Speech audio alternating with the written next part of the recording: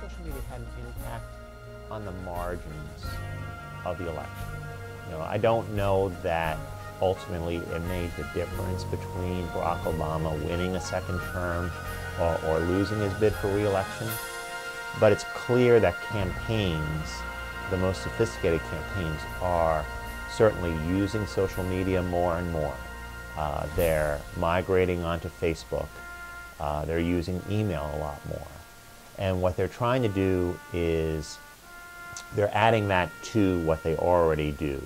For instance, so it wasn't as if the Obama campaign stopped running television ads and focused solely on social media.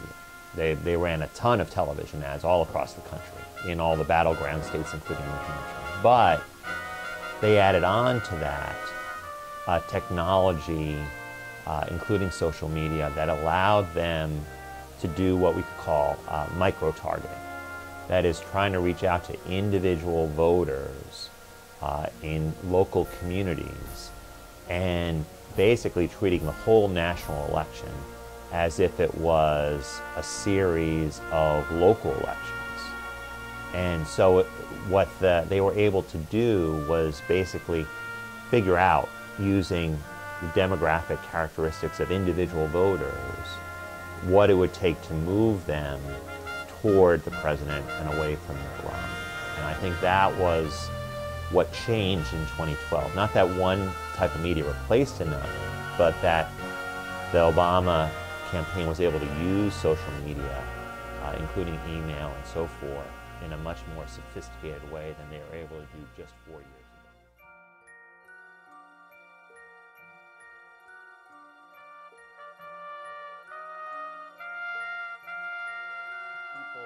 Advertising, including political advertisers, are painfully aware that people aren't captives of their television sets the way they were, say, 30, 40 years ago. And so if they, as you say, if they want to avoid advertisements on TV, there are all sorts of ways to do so.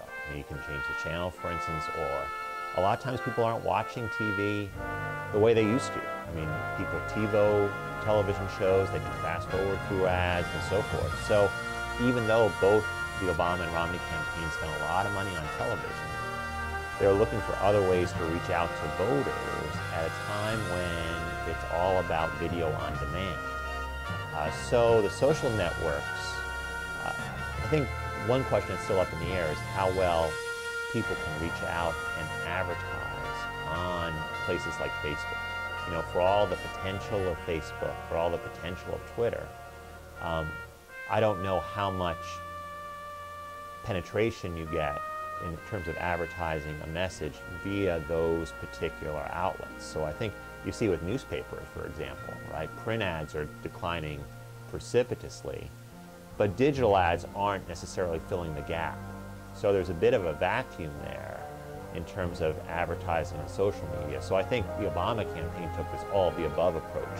Like, we'll try and reach out through Facebook and so through social media and add it to what we're doing.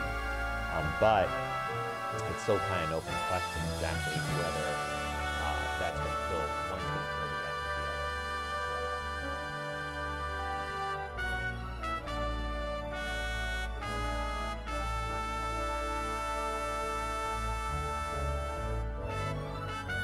other. No, I don't think it would have been different.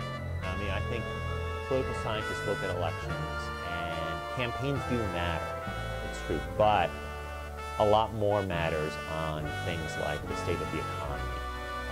So, for instance, if the economy had been going into recession, let's say, in September of 2012, then I think despite all of the Obama campaign savviness with social media and so forth, that would not have saved them from losing. But on the margins, again, I think in terms of reaching out to young voters, the Obama campaign did a good job of that. And because a prevailing story in the weeks before the election was that young voters aren't going to turn out for Obama the way they did 4 years ago. Young voters are disillusioned. Obama's no longer this novelty in American politics, this familiar face and so forth. But the young vote did turn out. You saw that at UNH.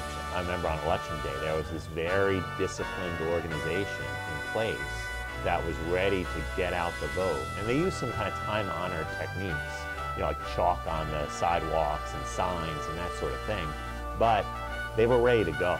So, I mean, certainly there was a plan in place to get young voters out, and that helped the president. I mean, you want to, in a campaign, the old adage is, 50%, 75% of what you do, you're not sure it's going to help, but you want to do all of those things in the hope that something will help. And I think that's what the Obama campaign did. So it helped, but the fundamentals, so to speak, for Obama were good enough, I think, that he could be pretty confident.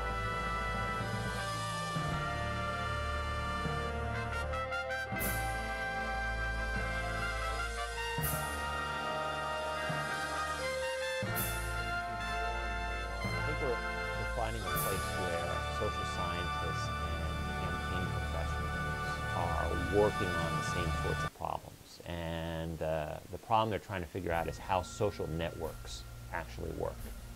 Because for a long time, political scientists knew there were such things as social networks, friends, colleagues, etc. There was this web of relationships out there, but there was no way to study it. Now there is with Facebook. Now you can actually see in real time someone's social network develop. And campaign professionals see the same thing. I mean, they always knew that friends and colleagues could have an effect on how you vote, and that might be, that friends and colleagues might leave more of an impression on you than, say, a television ad. But the question was how to reach out and connect with those people and kind of invade someone's social network. Well, now it's clear to both how to do that.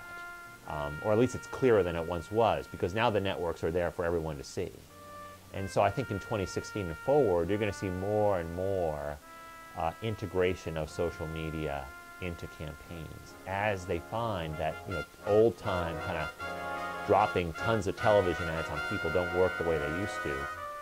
You're going to see it more seamlessly involved with social networks. I think, whether it's Facebook, Twitter, or whatever the next thing is in 2016 that we don't even